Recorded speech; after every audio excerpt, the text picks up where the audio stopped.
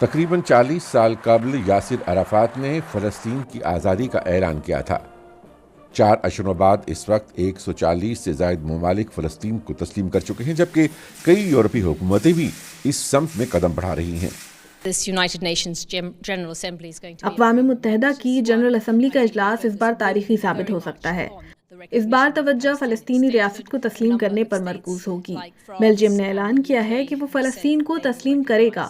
مالٹا جیسا یورپی ملک اور آسٹریلیا جیسی غیر یورپی ریاست بھی اس مہم میں شامل ہو رہی ہے۔ ہر وہ ملک جو فلسطین کو ریاست کے طور پر تسلیم کرے گا، وہ امریکہ پر دباؤ ڈالے گا کہ وہ بھی فلسطین کو مکمل ریاست کے طور پر تسلیم کرے۔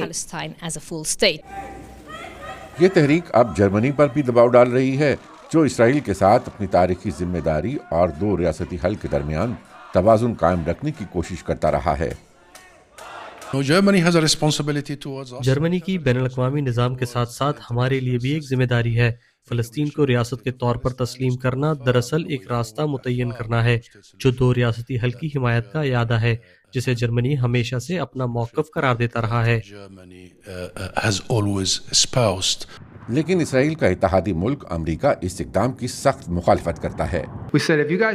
اگر فلسطین کو ایک ریاست کے طور پر تسلیم کیا جاتا ہے تو یہ ایک فیک عمل ہوگا، حقیقت نہیں۔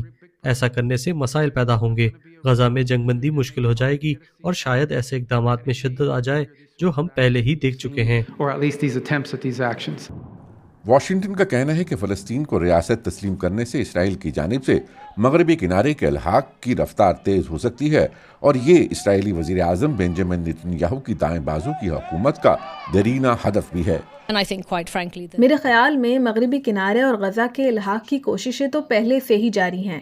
مغربی کنارہ گزشتہ چند سالوں سے انتہائی سمجھداری کے ساتھ عملی طور پر اسرائیل میں شامل کیا جا چکا ہے۔ میں حال ہی میں 1 ماہ تک مغربی کنارے میں ہی تھا۔ وہاں جو کچھ میں نے دیکھا وہ انتہائی چونکا دینے والا تھا۔ اسرائیل صرف غزہ ہی نہیں بلکہ مغربی کنارے میں بھی ہمارے لوگوں کو مٹانے کی کوشش کر رہا ہے۔ دوسری طرف فلسطینی سیاست اندرونی تقسیم کا شکار ہے۔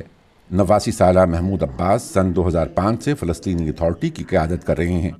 ان کے زیادہ تر فیصلے احکامات کے ذریعے ہی ہوتے ہیں۔ سن 2006 کے بعد کوئی صدارتی یا پارلیمانی انتخابات نہیں ہوئے۔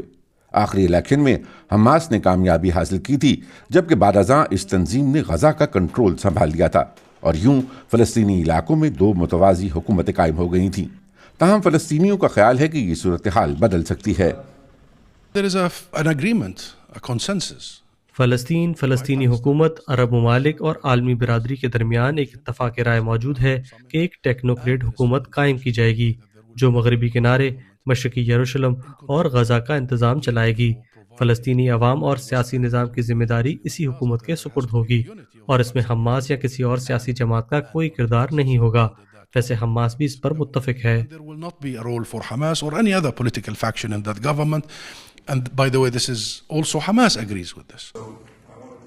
لیکن اسرائیل نہ صرف حماس بلکہ فلسطینی اتھارٹی کو بھی حکومتی اختیار نہیں دینا چاہتا۔ امریکہ بھی اس حوالے سے اسرائیل کی مکمل حمایت کرتا ہے۔